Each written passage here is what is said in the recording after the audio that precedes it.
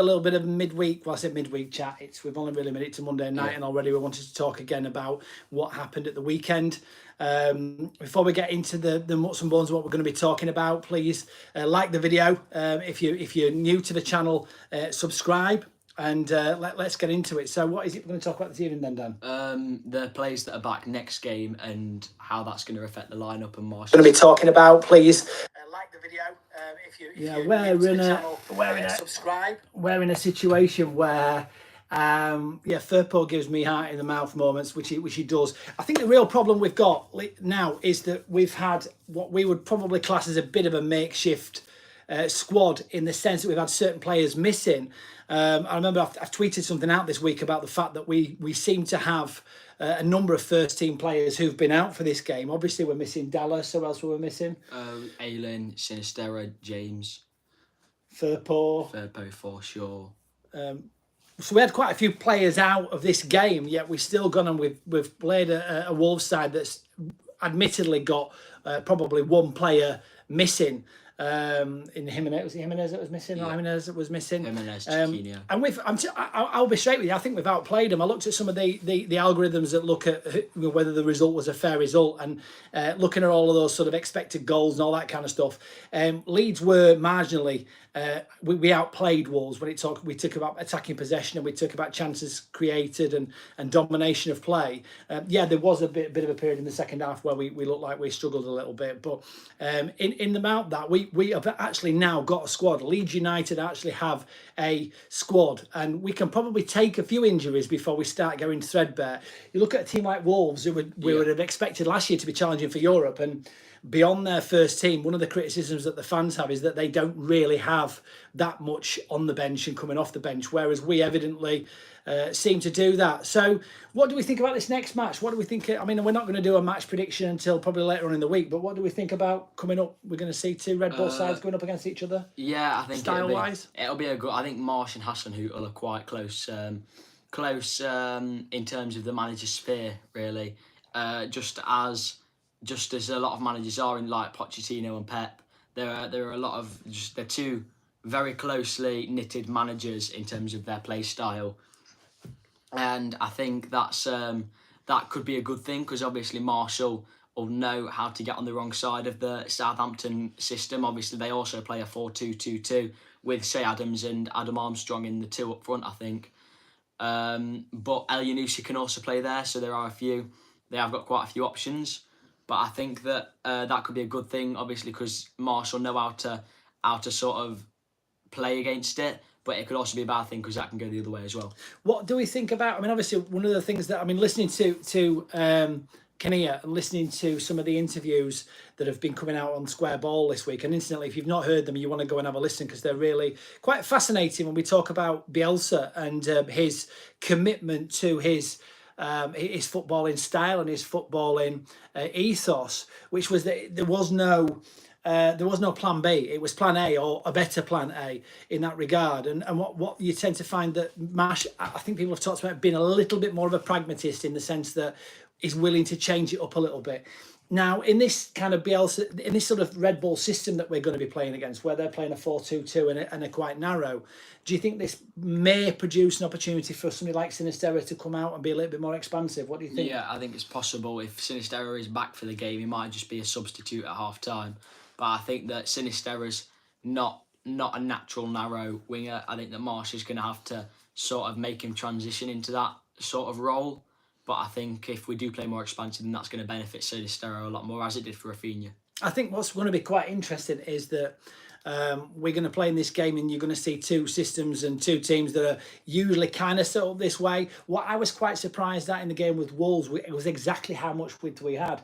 At one point, I can remember seeing Rasmus Christensen and obviously Aronson over on that right hand side, and Tyler Adams in between the two of them. So, and they were literally hugging that touchline. Yeah. We had width, and that's one of the things that Leeds fans have been concerned about in terms of the tactics of Marsch going forward, is that we're going to be lacking width. We certainly had that when we're playing against a 4-2-2-2 system, and we're playing a 4-2-3-1 system.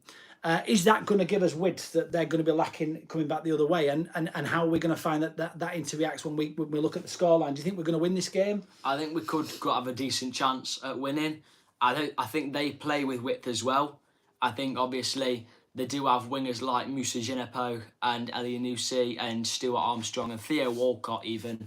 So they do have wingers, and they do play wide. They sort of play a wider version of Marsch's system. They also have some very good fullbacks in Livramento, Romain Perraud and Kyle Walker-Peters. So, that's going to be another big one if we can. They have some good players out wide. So that's going to be another if we can cope against that sort of thing. But I think that it's definitely a winnable game, and if we do win it, then obviously it'll take us up into top 4, which doesn't really matter at this point in the season, but it's just nice to be high up in the table, as we didn't get up further than 15th last season. Now, Jason Lillis has just asked the question: do we think that Rocker run out of steam? Oh, that's an interesting question. I think no, I don't think he will. No, did he run out of steam in the last game? I thought the Aronson side was stronger. Again, that's really good. I think that Rocker seemed to run out of steam a little bit, but again, they're not quite hitting the ground running in regards to fitness. What I mean by that is they have a pre-season. It doesn't equip them. That pre-season equips them to a certain extent. But I think I heard Jesse Marsch say he's never started a football season feeling ready for it. I think there's still more that Leeds could have perhaps done in that pre-season. Obviously, we've not had all the team ready and fit in that pre-season, so there are still jigsaw pieces to fit within it. And that's one of the reasons why we titled the video what we did, because we're now in a situation where we've brought Click on, and Click has undoubtedly had one of the best games he's had for Leeds in terms of turning the game around, I think. Yeah. But what do you do now? Click kind of really, for me, if all things being equal, he probably earned his place. He probably earned his starting place. And in many teams, that would enable him to now start the next game.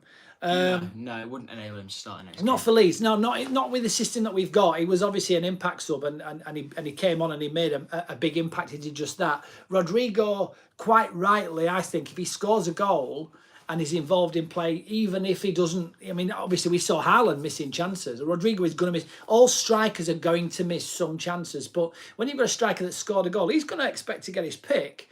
Yeah, definitely. What happens when Dan James comes back?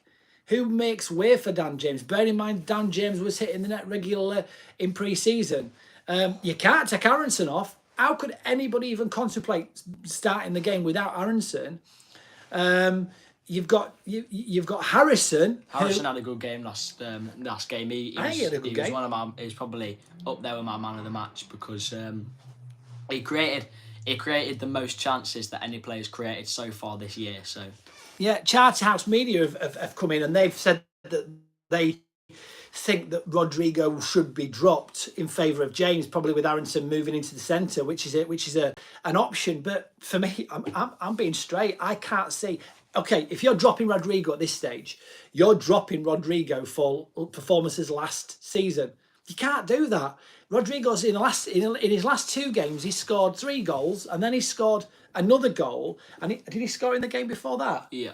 So Rodrigo, you can't take him out the side. He's the informed striker at Leeds United right now. Like it or loathe it, he is the informed striker at Leeds United right now.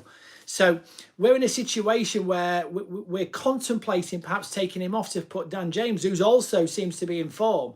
We've actually got some real competition for places right now, which is fantastic to see, because it's something we've not had for so long. Remember that time with Bielsa around January time when we were just lacking so many first team players? We're now in a situation where we've got selection problems, and I think that is actually a good thing. Yeah. When we're actually in a situation where the players that we're considering selling, which is Click, yeah, he's actually played so well. I think Rodrigo is getting a lot of interest from Galatasaray earlier on in the window as well. Yeah, and I think Jed has said that he thinks that James would be a great impact sub. So what do you think is going to be the preferred line? I mean, is Firpo going to be back, or is he just hitting the training pitch? Is he actually going to be back for selection? I don't think he's going to be back till, I think it's late August. I'm not sure though about that one. I'll have to check. We'll have to wait till Marsch's presser really. Okay, so the question is, who do we think that who Marsch is going to start at the back, and who would you like to see starting at the back if it was your choice? Probably, I would. Who'd you put a left back? Really, you have to have Strauch if there's needed. Ideally, I'd like to have a new left back in, as Marsh said that we're going to have a signing by this. We're going to have a signing in this week, but I think that's more than likely to be Joe Robles from Betis, and he's just a third choice keeper. It'll be important for us in terms of leadership, but really we need a left back in this week, not a keeper. A left back comes more important than striker, arguably. So ideally a new left back in, but in the event that hasn't happened, you've got to have Strike at left back really, because there's no other options other than Helder, but he's not ready to start. Then I'd have Llorente and Koch in the back line again. A bit shaky, but there's nothing else you can do unless we sign a left back, and Christensen at right back. Yeah, I mean, again, before I go into mine, please, there's 85 people in the chat. Please smash that like button, and if you haven't already subscribed, you know the drill. Please hit that subscribe button and the notification button. For me, I would go much the same. Here's the question: we've got Llorente and Koch at the back. We've got Strauch at left back. Now, is Strauch doing a bad enough job that we would put Firpo in for him right now if Firpo was fit? And are Llorente and Koch doing? Is there one of those that's not quite cutting the mustard? That's not preferred to Strauch? If we were in a situation where we brought Firpo in and moved Strauch over to centre back, because you're right, Ray. He is a square peg, but again, Firpo seems to be a jagged peg. I'm hoping we're seeing that there's players such as Clickers. We're seeing that Dan James seems to be playing well underneath Marsch. We're seeing that Rodrigo seems to be playing well underneath Marsch. I'm hoping that what that actually means is that he can do something with Firpo. Now, if he can do something with Firpo and get Firpo being the attacking player that we want and that we need on that left hand side for this system, without losing us too much at the back, because quite frankly, people talk about Firpo being out of position. Rasmus Christensen was so attacking on Saturday, so attacking that when that ball came down our right hand side, their left hand side, Rasmus was nowhere to be seen. There was no defensive responsibilities for him because he was playing as a pure out and out winger almost at much of the time with the crossover. Now, if Firpo's playing that same, his defensive capabilities aren't too much of a problem. Was it Blackpool where he got an assist and a goal? Yeah. We may see more off Firpo in that sense, but is it fair that you take Llorente out with his performance to move Strauch over? And if not, then Strauch surely has to start at left back, because I don't think he had that bad a game. So that is a selection headache. Who do you play at the back when Firpo comes back? Who do you play at the back if and when we sign a new left back? Yeah, for me, you bench Llorente. I don't think that he's up to standard for starting games. I think he's more of a bench option. Yeah. Mine Lama says we should sign a left back. Yeah, I think we're all in agreement. We'd like to see another left back at the club. And yes, if we sign a left back, it's the same as what we had to splash on CDK. I much prefer to see them bringing another striking option on into it looks the club. Like Alan Wendo's close now, though, which is what I've said since the start of the window. So thank you very much. This is what I'm seeing now. As I'm seeing Jesse Marsch, who's more pragmatic perhaps than Bielsa. Bielsa revolutionised our club and transformed it in so many different ways, top to bottom from a training point of view. And he brought a fitness level that I think will stay with the club now. But I think that Jesse Marsch is going to prove more pragmatic and able to change the system where it needs it. And I actually think now he's got the players to be able to do that. And as we talk about those decisions up front, once we move on from the defence, I think you'll see that when we talk about what we realise is that we're going to actually got 2 or 3 different options they can bring on to change the game, and not just like flight replacements with more energy like you would have got under Bielsa system. Thank goodness we're not seeing Tyler Roberts come on in the 60th minute again. So yeah, for me, that's an unanswered question. I think he's got to go with the same defence this coming week. I don't know who would drop out when Firpo comes back, because I prefer to see Strauch in the middle personally with Koch. That's my preferred pairing. Llorente did make a few errors, but then again, Llorente did make probably a goal-saving challenge at the same time as well, which obviously we gave away a corner. So central defensive pairing, Tyler. Strauch and Koch for me. No, central CDM midfield pairing. Yeah. Rocker and Adams it has to be really. What now? Somebody's asked the question: did Rocker run out of steam? I don't think so. I think that he just got phased out really when Wolves were in possession a bit more. I think that they pushed out wide a lot more, and me and my dad both noticed that they were just playing out wide. So Rocker didn't really have much to do playing in the middle of the park. I don't think that he really had much to do. So he was relieved a bit of everything he had to do. So he wasn't doing as much as he was before, as they were pushing everyone out wide. And Rocker for me did seem lost. But again, this is a guy that's not played a lot of football. He's got the technique. He's hold on. Cock is a pacey centre back. Thank you very much. Cock is a very fast centre back for me. Cock. If you've seen him running, did I just say that? If you've seen him running to the halfway line with the ball, he is a pacey centre back. And I very much disagree with. He's a good player. With SJ44. Yeah, I think he's a good player. I think for me, I think Robin Koch is the best centre back at the club right now. I think. Yeah, I'll laugh away, my Isla, whatever it is. I fall into that one. Hopefully, I'll not fall into that trap again this season. But needless to say, I think in the Premier League for us, I think he's the best. I'm not sure he is slow on the turn, I also very much disagree with that. SJ44 coming out with some questionable. I think he actually had a few shots on goal as well. Did Robin Koch, which I like to see from a centre back. It'd be nice to see somebody bobbing up with 3, 4, 5 goals each season as a contribution. For me, I think yes, Rocker did go missing a little bit in that second half, and they did look quiet, but. What I will say is that Tyler Adams winning that ball, both of those goals came from us winning the ball in a position of the pitch. Jesse Marsch's system is very much about letting the opposition win the ball, but by the same token, we look to tackle. We don't just press and look for a mistake. Well, we're actually looking to tackle the opposition. So the first goal came from Aronson winning the ball pretty much just outside the edge of the box, and that goal came from that, because this is the Jesse Marsch press, constantly relentless and not letting the opposition settle. That was actually a goal that would have been likely to be the kind of goal that we conceded last season. We're trying to play the ball out, and it was really, really good to see us do to other teams what they were doing to us last season. That goal was exactly what we're looking to see in a Jesse Marsch system. But Tyler Adams, again, he put the ball into Click, who put the ball into Bamford, and again the start of that play was Adams winning the ball. So I don't think you could say Adams went quiet right the way to the end of the game, but Rocker did, which is one of the reasons why he came off. And if I'm not mistaken, who did he replace him with? Click, I think. No, I thought he replaced Rodrigo with Click. Yes, he did. I think Somerville might have come on. No, he replaced Rodrigo with Joffrey, didn't he? That's right. Yeah, Rodrigo came off for Joffrey. That's the one. Greenwood came on as well. There were a few different, but that pivot is well important. I agree very much with Bernd Langwistine. You're a regular viewer to this channel. Thanks ever so much for coming back. So I thought that was quite interesting.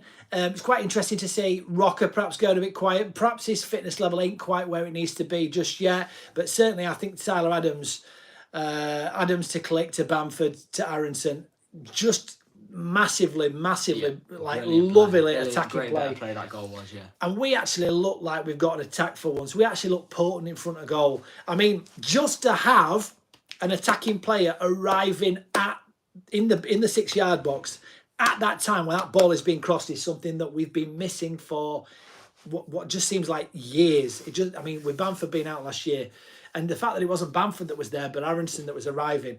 Oh my word! It gave me goosebumps to see Aronson arriving on that ball. And I think, he's 21 years old. He's gonna be, I really hope we can keep hold of him.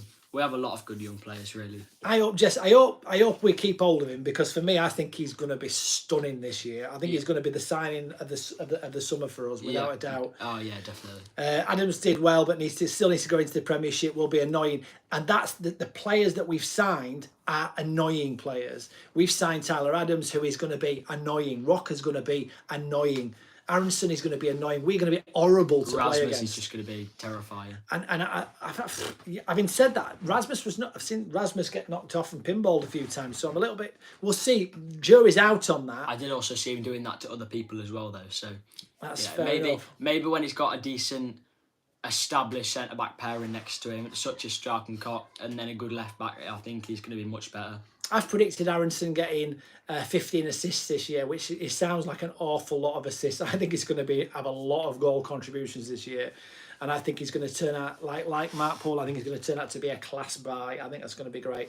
So then, what are you going to? Who's you going to next? Who's going to be up behind the striker? Then what you going to choose next? Who's going to be playing on the right? On the right, Aronson. You've got to have Aronson on the right, really, don't you? Well, I think he's got two options. I mean, obviously, we talk about Aronson being on the right, Rodrigo in the middle. You need to stop saying Premiership. Did I say Premiership? You need to stop saying Premiership. Premier League. You did say Premiership.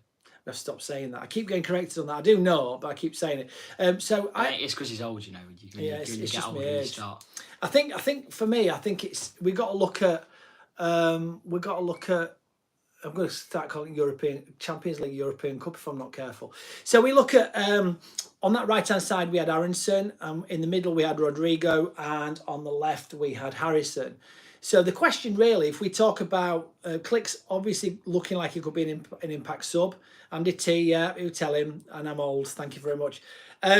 So. I thought Sergio Ramos was still playing for Real Madrid. No, the I other did day. not. I thought you did, didn't you? No, I said he used to play for Real Madrid. Oh, You said, okay. "Who do you know Sergio Ramos?" I don't know Sergio Ramos. I was a bit stupid. There was something stupid you said the other day. I'm trying to remember Mate, what it was. I talk about old Leeds players, and you don't even know what I'm on about. Actually, I know more than you think, you know. Yeah.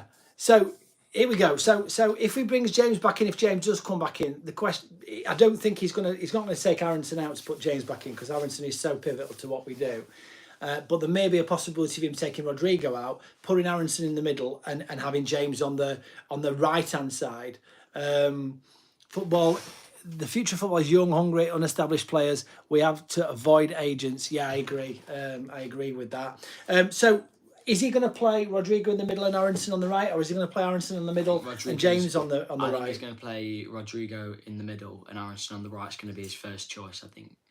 Yeah, I much agree with that. I think that's exactly what he will do. Good evening, Alison and Marty Adams. You're another one who keeps seeming to coming back, so thank you for that. Yeah, I And wouldn't. Ray Sam as well, thank you. Chilled Scott, he said he wouldn't change the team. I wouldn't either. I would arguably put Sinisterra in somewhere. I don't know where Marsh is going to find fit for him to play. This is the problem. But I would definitely put Sinisterra in. Sinisterra to come in on the right, I think is Unlikely. more of a left winger, inverted left winger. Maybe take Harrison off for Sinisterra. We do get that Rafinha was, predominantly left-footed playing on the right wing, don't we?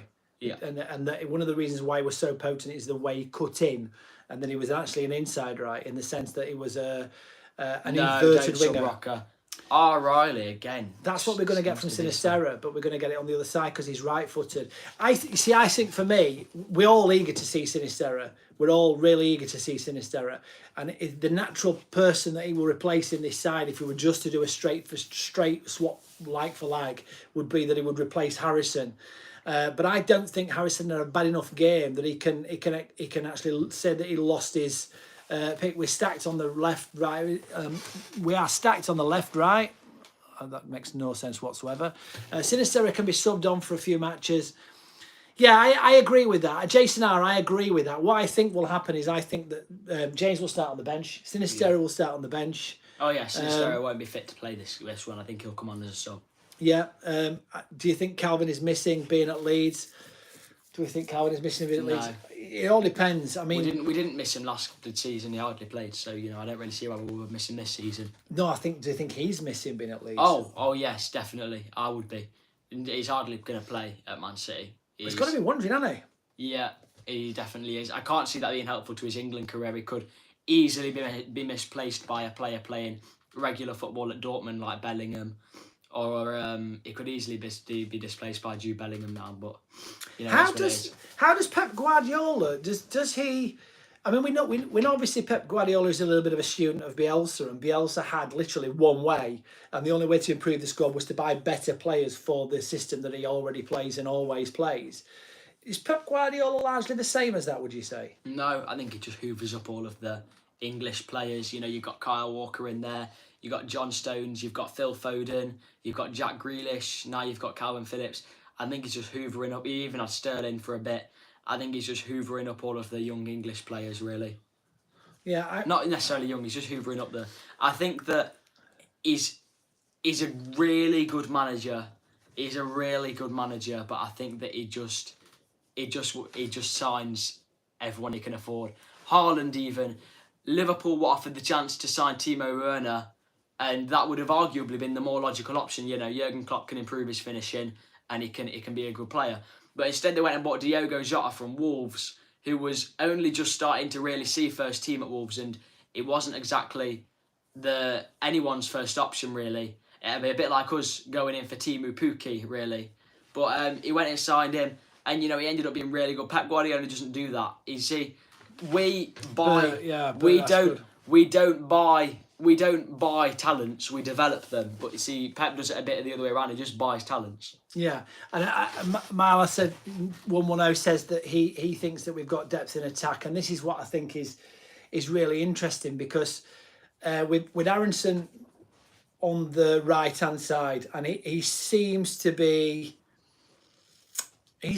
playing really, really well with Christensen, and he seems to meet up with Christensen really well on that. And you see Christensen sometimes playing it inside the defender, sometimes outside the defender. Aronson able to get that cross in and come in. So I just like that right hand side. That right hand side for me looks so much more dangerous for us than the left hand side. What I will say is that Harrison's been unfortunate in the sense that he's not had a regular left back behind him since we had Alioski playing week in, week out. And I think he's struggling in that way because he's not got that crossover, he's not got that left hand side partnership. Maybe that will be what we get from Firpo. Time will tell. But again, Sinisterra, he if he's going to be as good as we're hoping he's going to be, I mean, let's see what he's going to do this next couple of games as an impact sub coming on from Harrison. You can't really drop Harrison in terms of his output. It's proven within the team. He's somebody that's always going to go and bag us 5, 6, 7, 8, 9 goals, 10 goals possibly off that left hand side. He gets the ball in the box. Aronson is obviously going to benefit from those balls in the box on account of the fact that he likes to be in and around the 6-yard box and arriving late. So for me, it seems Orta's strategy looks to be hoovering up young people. But he isn't hoovering up 16, 17, 18-year-olds. We haven't got an academy that's necessarily developing many of these players. What we have is a scouting system more than an academy. Yeah. That scouting, let's be right about it. We're talking about hoovering up young players and developing them. What we're doing is we're hoovering up players that are that are 22, 21, 22, 23, that are on the cusp of being able to play for Premiership side. And we're developing them and we're hoping then to sell them on. What we're not doing is taking on 11, 12, 13, 14-year-olds and developing them for our academy. Sonny Perkins has come to Leeds United. He's not a Leeds United product. He's a product of our scouting system. We're bringing players like Aronson in. He's 21 years old. He is not a product of our academy. He's a product of our scouting system or the links to Jesse Marsch. Let's be brutally honest. Gelhardt did not come through our academy. We hoovered him up when he was, 18, 19 years old? Yeah, from Wigan. From Wigan. So these are players that we've bought from other teams. They're not players that we've developed. What we have under Orta is a phenomenal scouting system. I'm really happy with the scouting system. We're bringing players in for 8, 9, 10, 11, 12, 15, 25 million that we're then going to be able to sell on. What we're not doing is we're not signing 13, 14, 15-year-olds and developing them to a point where they sign on 18. So let's get that right. We talk about our academy. Our academy is okay, but it still needs developing. Was a Leeds developed player, but how many more can you name? How many more can you name that have made the first team? Archie Gray? Not in the first team. He's on the verge of the first team. He's sitting in the squad at the minute. But apart from that, Shax? Oh, he's gone out on loan though, hasn't he? He's gone out on loan, yeah. Cresswell. These are coming through. But what I'm saying is it's our... The majority, I get you, the majority is... The majority of people we're bringing in at 17, 16, 17, 18, 19. I think we signed Drame, he didn't come through the academy. Yeah, Bate came from Chelsea, didn't he? Yeah, Hjelde came from Celtic. Mel Sterling. Sean McGurk came from Wigan. Mateo Joseph came from Espanyol. Amari Miller came from Birmingham. So yeah, most of those players are even some of the ones that do come through the academy, like Nohan Kenner. We sold him on to a... Cresswell's a Leeds lad. Yeah, Cresswell's a Leeds lad. There were videos of him watching the playoffs crying when we were losing. So yeah, Cresswell is definitely a Leeds lad. Well, 110, thank you. You're saying that it's the best Leeds content on YouTube. We've still only got 56 likes on the video though. We'd love 55. to see a few more. Somebody's unliked when I said it. There was no need for that. What I would, no need for that. No need for that. What I would like, somebody mentioned Mel Sterling. Do you remember that long throw that Mel Sterling used to have? I used to love watching Mel Sterling with the corners. He was really good at taking corners and he was really good with that long throw. So again, we are excited to see what's going to happen with some of these new signings. When's the third away kit out? Pull me up on this if I'm wrong, but I wouldn't be surprised if we played in it on Saturday against Southampton. Just personally, what I've got the feeling of is that we're going to play against the Southampton in it. Zach Very, we're not the same without Rafinha, and it's showing. I'm going to make a prediction now, and I'm going to say something now, and it's probably going to be quite unpopular. I think that Aronson's output this next coming season is going to be better for us than Rafinha's. What do you think? I mean, I've already said that to you, so yeah, I agree. I am so excited to see what these two... The third away kit is with Aquaman at the moment. Yeah. Do you get that? No. Because all of the... basically, they released a statement saying the new kits were ordered from China and they've basically... The ship sunk. The ship that was arriving with them basically sunk and it's at the bottom of the ocean. So all of the kits have been delayed. I think really what happened is they rushed out all of them to get the new away kits on next day delivery because everyone got them on next day delivery. Ray Sam, absolutely. And I think that now they've rushed it all and now they're at the bottom of the ocean. So yeah, that was the first time I think we're in a situation where we played a full team and not one of those players that played with Leeds were there when Bielsa took over at Leeds United. That I might be wrong on that, but that's what I think. I'm really excited to see what Aronson can do. I think his output is going to be it's going to be different, but I think we're going to get the same output from Aronson as what we got from Rafinha in terms of goals and assists. I might actually hedge a bet that we're going to a little smidgen more. However, I do think Rafinha is going to go on and develop into what everybody's going to deem to be a world-class player. Those goals he scored against Barcelona were just absolutely outrageous. We're very much a player that's now excited to be at the club that he's playing. Having said that, he might never play a league game for Barcelona and he might be out on loan or he might be in a situation where he's on his... I mean, he could even end up coming back to Allen Road in lieu of the money that we're missing. Someone's saying get both Aronson brothers in. Could you see... Dan's a right back. Could you see that you get Aronson, Brendan Aronson and Paxton Aronson playing for Leeds and they end up being like Jude and Joe Bellingham for Birmingham? Something like that could happen. Yeah, I mean, a lot is said about his younger brother and it would be interesting to see if he does come over because Paxton apparently is... No, I don't agree. David Mallam, listening to, and this is, you need to listen to, Kinnear's interview on the Square Ball.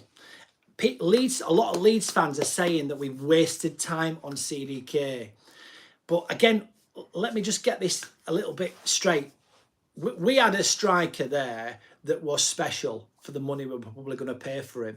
And someone that Orta and the board liked so much that he was undoubtedly our number one signing. We signed, 7 players in the window with 8 targets. We ain't done bad to bring in 7 of the 8 targets. And we still may bring in Callum Wendo at this point. But here's the thing. What Kinnear was saying is that it's not like Orta stayed in Bruges, constantly trying to peck at CDK's head. We've put a bid there. We've left that bid there, and then what's happened is we're in a situation where it's not like we're then looking at other options. We're exploring other options while that is playing itself through. And it's not that we, as a club, don't want to bring a striker in. It's just that we've got to bring the right striker in for the money that we're spending. And I can understand that. Now, it may well be that we don't end up bringing another striker, and it may well be sod's law for Leeds United that we're in a situation where we.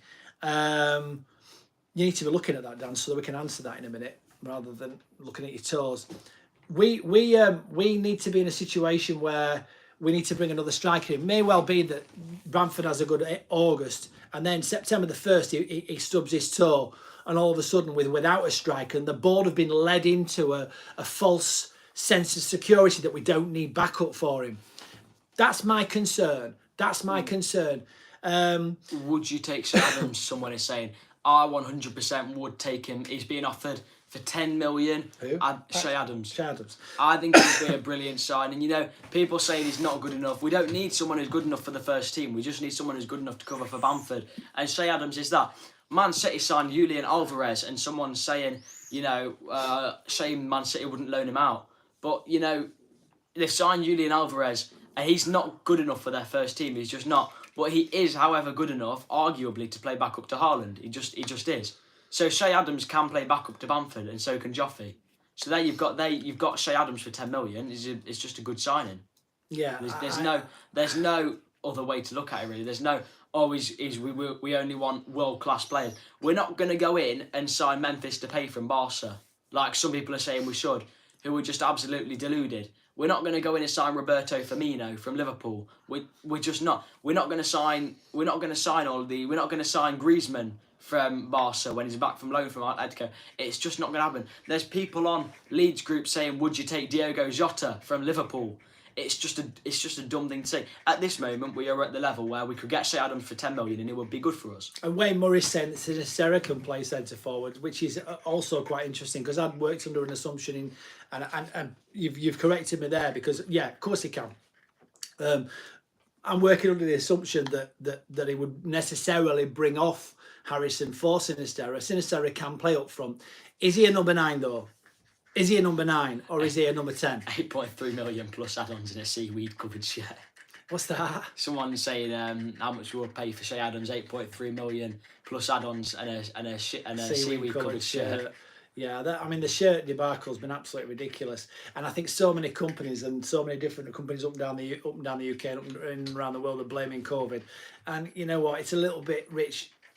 You know, I heard Kinnear talking about how the kit for 3 years' time is currently on his desk waiting approval.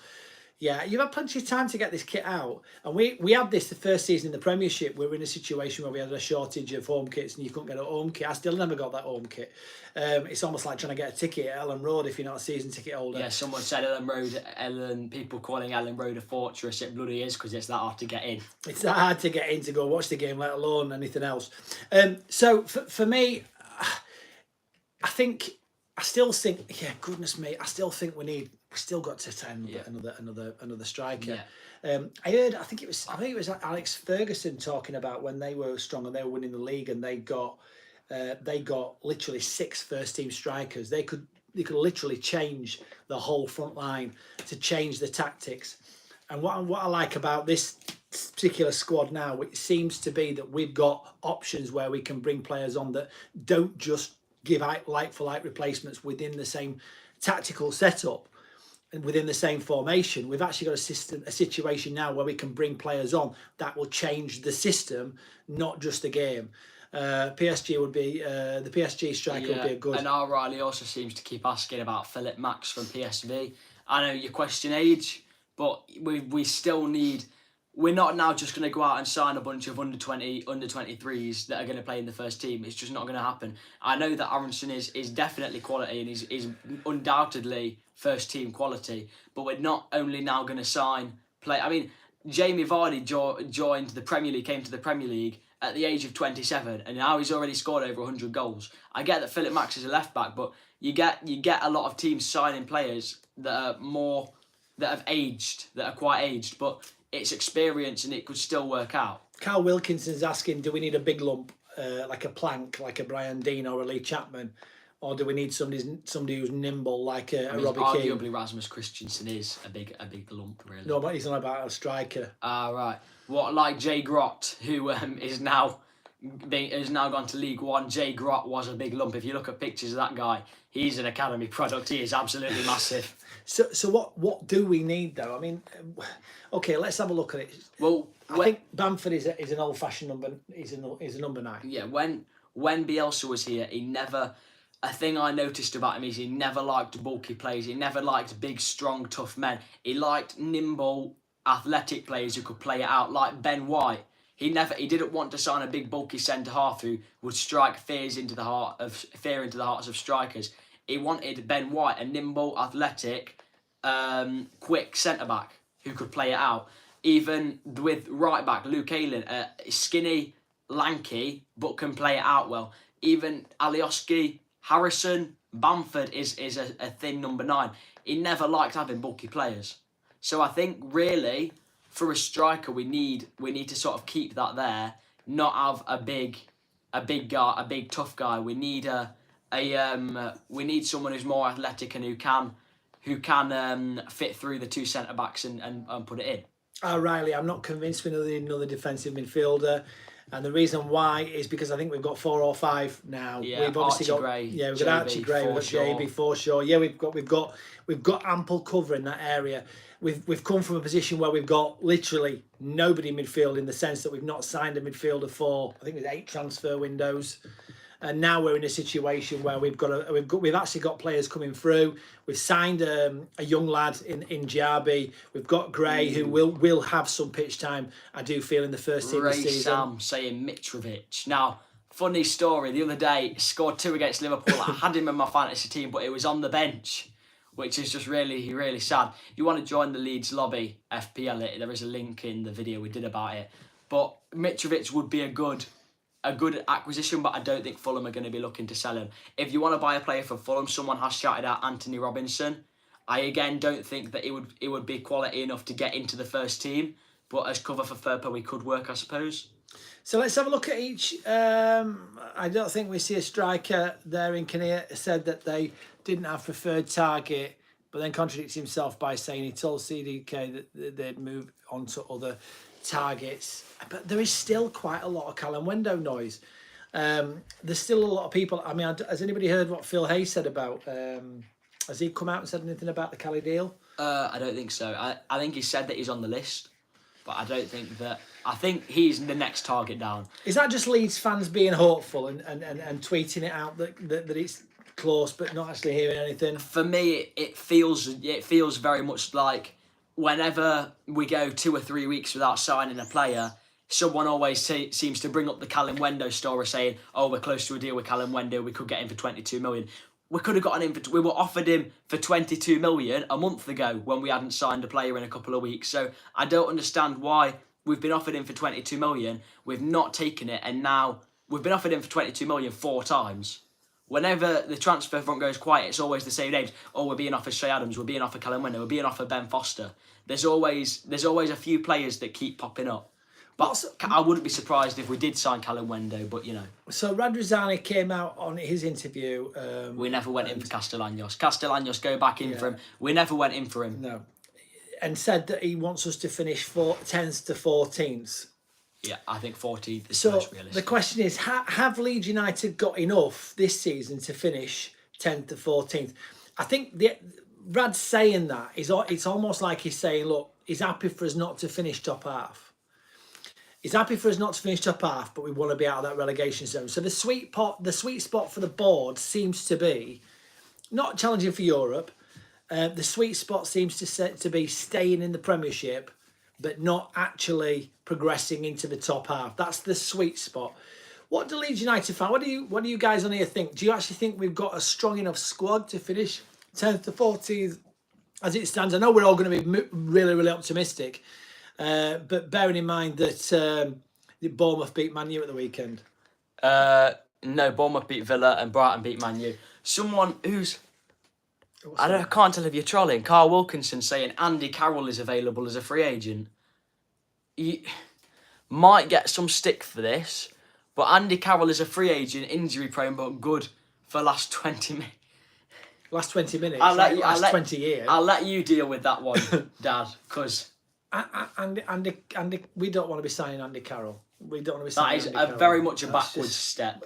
What are you even thinking, mate? That's just like ridiculous. That's like me saying, like, Premiership. People criticising me for saying Premiership rather than Premier League.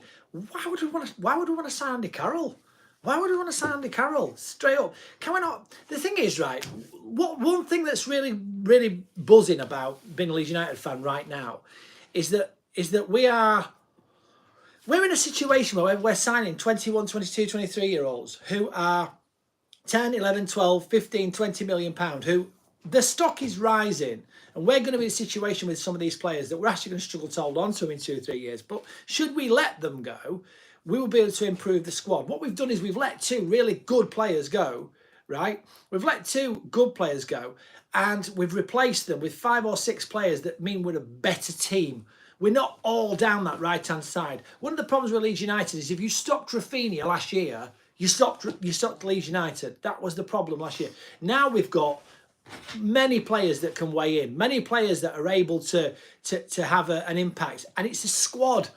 It's a whole squad that we've actually got now. When Leeds United turn up at your ground, if you're a foreign fan, if you're a Villa fan watching this, if you're a Southampton fan, you've got to be really careful, because you know what? We are going to turn up to your ground and we're bringing a squad. We're bringing a bench, we're bringing a defence, a midfield and an attack, and we're going to give you a game. Whereas this time last year, you see, we had a goal score against us in the first 10 minutes like we did at the weekend, and we were like, here we go again. Let's go to 5 or 6. Yeah. This time, the way we've been playing, we scored, and I'll be honest with you, I sat back and thought, you know what? We'll get back into this game. We've got the energy and we've got the engine to be able to do that. And that is the difference between a team that's going to be struggling to go down and a team that is going to stay up and is going to push on. I think that the board, if I'm honest with you, saying that they want to finish mid-table 10th to 14th, I'll be straight. Radrizzani would be gutted if we finish 10th to 14th. I think we're actually going to be finishing a little bit higher than that. I think we're going to be challenging. We'll probably finish 8th, just outside European spots. And by the end of the season, we'll be devastated about not having got some European competition under our belt. I think 14th is much more realistic. No, let's not. Let's take the let's take the blue and yellow tinted glasses off, right? 14th would be, I would be more than happy with anywhere from 9th to 12th, really, but 14th is definitely the most realistic out of those. If we undergo the transformation, if we go under the transfer, we've had the transformation in terms of tactics. We've had Bielsa who's brought the fitness, and we've brought players in who've got an engine, and we've got a manager. It's not realistic. We've got a manager the team want to play with. No. We've now got what we've not had before, which is we've got a squad that's got depth in it, and we've got the fitness. And Norwich have a squad with depth in it. No, they do. Who are they bringing on, mate? Have a squad with depth in it. Let's look at Southampton have a squad with depth in it. The Palace have a squad with depth in it. Wolves don't have a squad with depth in it. But Brighton have a squad with depth in it. Just because you have a squad with depth in it doesn't mean you're going to be challenging for the top 8. Yeah, but look at who's on our bench. Look at who's not in our team right now, whether it be through injury, who's going to be back in the next few weeks, who potentially could win their spot and be actually first team players. On that right hand side, you've got Luke Ayling. Luke Ayling took us to 9th place. This old fella hasn't a clue. I agree. Stop. He hasn't got a clue. Luke Ayling took us to 9th place. Yeah, but he wasn't a centre back when he did it. Just stop. Luke Ayling took us to 9th place. Luke Ayling is not going to beat Rasmus Christensen. But if you're in a situation where Christensen's out and Ayling comes in, we're going to miss him, but it's not going to be catastrophic like it would have been last year. If we're talking about a centre-back pairing, we've got Koch at the back and we've got Llorente at the back. But who else have we got at the club? We've got Cooper. Cooper comes in, it's not catastrophic. We've got Stroud. If Stroud ends up at the centre-back, it's not catastrophic. We've got Hjelde. If he comes in, it's not catastrophic. On the left, we've got a problem because we've got Firpo and we've got Hjelde and we've got Stroud. And we admit as a team we've got a little bit of weakness there. That central defensive midfielder partnership, we've got Rocker and we've got Tyler Adams. If both of those two are out, we've got Forshaw to come in, Jarby to come in, and we've got, although granted he's probably still ready to be blooded yet, we've got Gray to come in.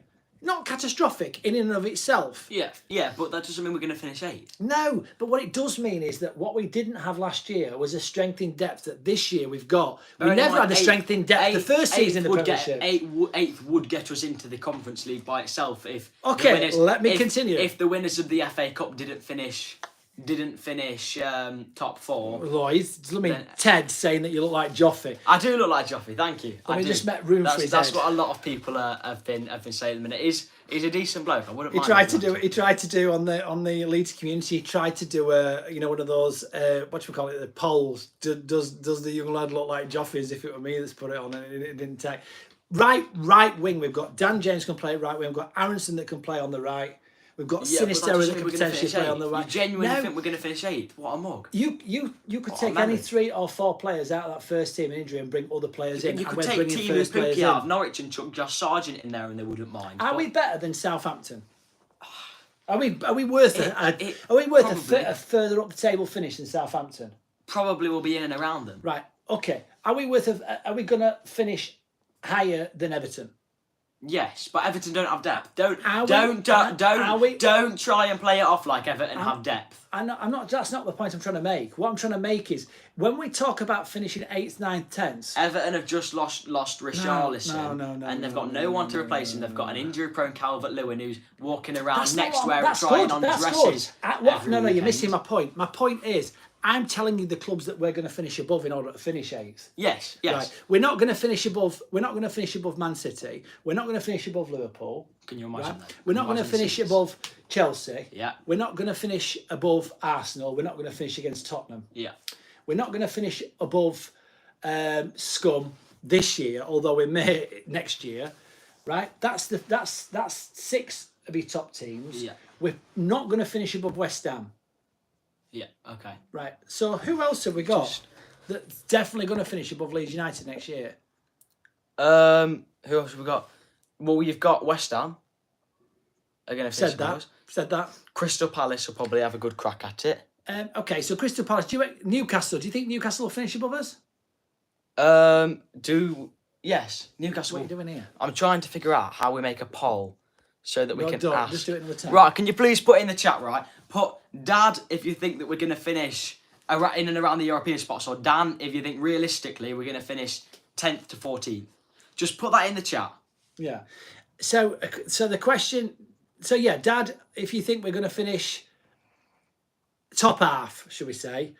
Dan, if you think we're going to finish bottom. How half. do we do a poll? Mainala, tell us how you do a poll. Dan. 8th to 12th. No, that's helpful, Riley. Yep, you see, everyone, 10th. You see, they all agree with me because you're a melon. You've got no clue, pal. I think 10th to 14th. Dan. Yeah, thank you very much. Can I just ask you guys a question? You know, assuming that we do finish 8th, 9th, and 10th, or 8th or 9th, will you feel worse that you didn't believe in your club than if we finish 11th, 12th, and 13th and you were over optimistic? Because I think that we've got a good chance this season. I think we've got a good team, and I think when this team really begins to gel, I think we've got some exciting times to come this season. 9th for us was a good finish the first season. I don't see any reason why we shouldn't finish back there, 9th, 8th, in and around that place. I remember the run that we had towards the back end of last season. I was disappointed we didn't qualify for Europe that first season, and people talk about us doing a Leicester. That's just escaping promotion and then winning the league. Now, we ain't going to win the league. Don't get me wrong, we're not going to win the league. But I do think that we should be aiming for higher than 10th place. That's my thinking. I think that we've actually now genuinely got options up front. We've genuinely got options at the back. Ray, you've been drinking. I've not been drinking. Yeah, but it was when he said Ayling at centre-back. It was when he said Ayling should be playing at centre-back. But the thing is, you know, Leeds are a big club. And that sounds naive, but we actually belong. We actually belong at this table. We belong at this table. We've waited 16 years, but we actually belong at this table. We are as big a club potentially. We're what you call a sleeping giant. We are Leeds United. We're a one-club city. And you know, I genuinely think that within the next 2 or 3 years we're going to be challenging for Europe. Yes, but Villa's a big club, but I don't think Villa have a prayer this season. And a lot of people saying they're going to do well, but I don't think the Villa have a prayer this season. They've just been beaten by Bournemouth. Are Villa going to be better than Leeds this season? I think they're another team that'll be in and around us. They'll be 10th to 14th. Realistically, Steven Gerrard's not really as good a manager as they make him out to be. He's just not. Why? What's your advice? Well, he's just not. Look at he's brought in a bunch of players that don't gel. Now, Boubacar Kamara is the real deal. He is going to be quite a good player for them. You believe in Dad because you're probably like an older fan like him, and you're going back to the glory days. But like realistically, we are. I know it's easy to be pessimistic, but we'll see where we finish. I need to figure out how we do this. Okay, let me ask you a question, Leeds fans. Are we just do it? No, let me try and figure it out. Do it in the community afterwards because it's dead easy. Okay. Let me ask you another question. Are we going to win this game at the weekend, and are we going to win it comfortably?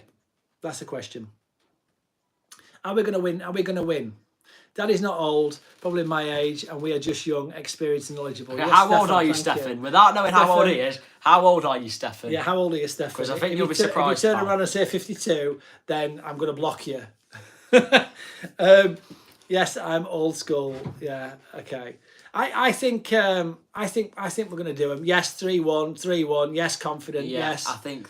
Yes, 2-1. definitely similar age to Dad, but I agree with Dan. Thank you, Andy. 46. I'm actually I'm 44. 59. 47 isn't old. I'm 44. 3-1 win. Yeah, I think 3-1 win. But it's interesting that everybody's saying 1.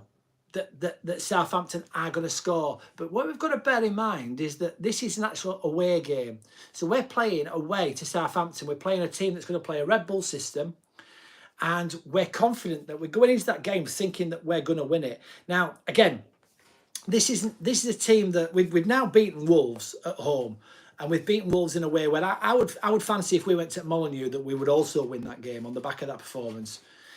We're playing Southampton and we're all confident that we're going to beat Southampton. So how many teams in that league do we think, if we were going to play them at home and away, we would pick up at least 4 points from those games? And if we're looking at that and we're saying that half the teams in that league we can get at least 3 points from, we've got to say we're going to finish higher than mid-table. I'm sorry, just go and do the maths. So the question this year is, we're not going to experience the same injuries this year as we did last year. We've got more strength in depth. I honestly think that with that central defensive partnership, we have replaced Calvin Phillips. And I think that, okay, you might say we've replaced him with 2 players, but the way those 2 players play in that double pivot, it gives us an opportunity on the left and on the right to be more forward thinking. And I think our defence is still a little bit vulnerable, but I don't think we're going to be shipping 4, 5, 6 goals in a game in the same way as we were last season. Therefore, I think we're actually better in defence. So our weaknesses are better than they were last year. In terms of Rafinha, have we replaced Rafinha? Okay, we've replaced Rafinha probably with the Rodrigo that's actually going to weigh in and get some goals this year and be useful this year. And we've probably replaced Rafinha with a different type of attacking player in Aronson, but an attacking player that's actually going to, I think he's going to outperform Rafinha. At the end of this season, the beginning of this season, that might sound like a very strange comment to be making, but I tell you what, I think he's going to be mustard for us. Yeah, I think he's going to be amazing. Yeah. And this season, we're probably going to get more than 10 games out of Bamford. And we've also got Joffrey, who is starting the season with the level of experience he finished on last year. And we've also got Greenwood. I think we're going to have a season. I think we're going to kick on, and I think we're going to finish at least 9th. And you may think me a fool. Screen record it, replay this to me. At the end of the season, I will be the one laughing because we will be just on the cusp of qualifying for Europe. That's where we're going to finish. Pal. Okay. Explain to me why not. Explain to me why we're going to go backward from the first season we're in the Premier Because League. we've not got as much quality. We've just not. We have got as much quality. I'll rephrase that. We had Bielsa. We had a coach who had a very unique style of play, and it had, before he'd been figured out, before we started like refusing to sign players and everything, we had a younger team. We had Aylan, who was only 28 at the time, which is a lot younger than he is now when he's 31 now. You had Click, was only 28 at the time. You had Dallas, was 27. We had Bamford, who was 26. We still had the players were still arguably younger than they are now. We had Phillips and Rafinha, who didn't get injured very much. We had Bamford, who wasn't as injury prone as he is now. And we've now brought in Marsch, who is a good coach, don't get me wrong. But we've brought in players who aren't going to gel together straight away. And some of them are going to flop. 1 or 2 of them will go under expectations. They will. So hang on a second. There are teams with more quality than us. They're just in the league. There are teams with more quality than us. We need to take off the glasses and remember that we're not we're not as good as a lot of these teams. We're not going to get Europe over Newcastle, West Ham, City, Liverpool, Chelsea, Arsenal, Spurs. Mainala 110 says we need a good bet between where we're going to finish, between father and son, as to where we're going to finish. What's the bet first and foremost? What's going to be the forfeit for the person who's wrong, or the price for what's right? Well, I'm happy to put a cheeky bit of Benjamin Franklin on it. But... Yeah, Benjamin Franklin. You ain't got no Benjamin Franklin other than Benjamin Franklin I give you. That's like asking to borrow a tenner so you can buy me a present. That's just dumb. What's the bet? Come on, what's the bet? What's the bet going to be? What's the? Well, I tell you what. You have to. You have to do a video on here. No. Explaining why. Explaining why. Okay, loser. No. Loser has to do a video on here explaining why the other person knows more about football than they do. And you talk. You have to do a 60-second short on it, right? And throwing on. I'm not going to do it unless you throw in loser has to buy the winner a Leeds shirt of their choosing. That's fair enough, right? So screen record this, guys. Screen record this and cuts the grass all year. Son cuts the grass. No, we've got Andy. Sure you're putting Andy out of his. He never cuts the grass. You'd be putting Andy out. So the question is, you just pick. You said 14th. Yeah. No, 10th. To 14th. No, you got to pick. 10th you've got to pick a place. You can't say first to 20th. And whoever gets closest to where we finished is the winner. Yes. 12th. Easily 12th. 12th, and I'm going to say 9th. But then what happens if we finish? Hold on. Okay, yeah, fair enough. I'm going to say 9th. You're going to finish 12th, and I'm going to say that Leeds are going to finish 9th. So if Leeds finish 8th, 7th, 6th, 5th, 4th, 3rd, or 2nd, or 1st, which they're not, obviously, but then I win. Yeah. And if you're picking, that's actually quite a good bet, because it's reasonably easy to sort of split there, isn't it? Yeah. Yeah. But we'll go for that. Mm-hmm. Right. And also because we sort of, you've got 10th and 11th in between, it's not possible that we're going to draw. One of us is going to be closest. Yeah. Okay. And it's we'll go for that. Closest to finish is going to the. Yeah. There we go. I finish 10th, then I win. If we finish 9th or above, if we do a Leicester and win the league now, then I'm going to be very disappointed in Jesse Marsch. You could say, if we're going to finish top half, then I win. If we finish bottom half, then you win. Because you're actually thinking Leeds are going to finish bottom half. Yes. Yeah, I think maybe in a couple of seasons when we have the calibre of players to compete, but we still have the calibre of players to compete. But when we have the calibre of, we have the chemistry, we've integrated Marsch's tactics, we've signed more players over the coming transfer windows to fit Marsch's system. We keep bringing in these young talents. We've developed players like Lewis Bate, Charlie Cresswell, throw Jamie Shackleton in there, maybe Archie Gray, Darko JB. Then we have the quality in the team to compete for Europe. You're missing it. You're missing it. Missing it. No, loser's got to do a stream in a scum shirt. Where'd you get that shirt from? That is it. That is it. Sean Haig, you've got it. Loser has to. Oh no, mate, I can't. Can I just say, Sean, there's a real problem with that. I'm not sure seeing me in a scum shirt or seeing my son in a scum shirt is going to hurt me more. So I'm sorry, we can't do that. Yeah, I just can't. I can't do it, mate. I think I'd probably have nightmares like for the rest of the week if I saw my son in a scum shirt. People would screenshot it and stuff like that. No, that's dirty, mate. Imagine making a suggestion like that. Go and wash your mouth out, son. Go wash your mouth out. What's up with you? You were just scum shirt. You were just saying how much of a good idea it was. Yeah, but then I thought about it. I thought seeing you in a scum shirt wouldn't give me any pleasure. Like you said, alien at centre back until you thought about it. Like when you said alien at centre back until you thought about it, and then you realised how good that was. No, Chelsea shirt. No, go on. Behave yourselves. Behave yourselves. This is a family channel. So again, right? Okay, you tell me why you think we haven't got as much quality as we had at the first season. Why do you think we're a poorer side in relation to the rest of the Premiership? I think that we've got an older set of players. We have signed young players, which is realistic. But we had more depth in the first season. In Hernandez, we miss Hernandez massively. In Berardi, in Liam Cooper coming off the bench. We had in Liam Cooper starting, and we had good centre backs coming off the bench. We just had more depth. We just did. Now I'm not saying Liam Cooper should start, but we had Alioski, we had Berardi, we had Barry Douglas was depth. We had a lot of depth that season, and I just think that we still need more players to reach the depth. It's like, I just saw one of something else as well. I saw somebody on Twitter who posted a picture of Cristiano Ronaldo in a Leeds shirt saying, I think this will be awesome. And it just made me want to vomit. I wouldn't want Cristiano Ronaldo at our club. What are you doing? I mean, it's almost as bad as seeing Alan Smith in a Man United shirt, in a scum shirt. So for me, I think we are better. We are better on account of the fact that we've improved right back. We've got we're starting a full season with a full roster of centre halves and enough to replace what we need. We're looking a little bit weak at left back, but we have got 3 or 4 options at the club that I think will fill in, and Dallas coming back, although I would like to see reinforcement. Many Leeds fans would like to see reinforcements. I think central defensive midfielder, the Leeds lobby, any person who's caught using the word Manchester in this stream will be banned effectively immediately. I think centre half. Is it even possible to super chat our channel right now? I don't even know. If you can't super chat, then just purely. You don't have to super chat. No. Yes. Just purely experimentational.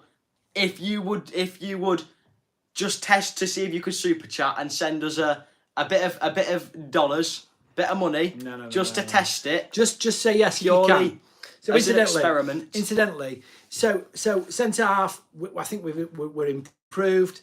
I think central defensive midfielder, I think we're improved. I think on the right wing, we are going to be as productive as we were before. Can Andy Carroll play left? Left wing, obviously we've got Sinisterra coming in. We don't really know if he's going to be any good yet. I'm hoping he's going to be a baller. And strikers, I think we need to reinforce. So for me, a lot of this rides on whether we bring anybody.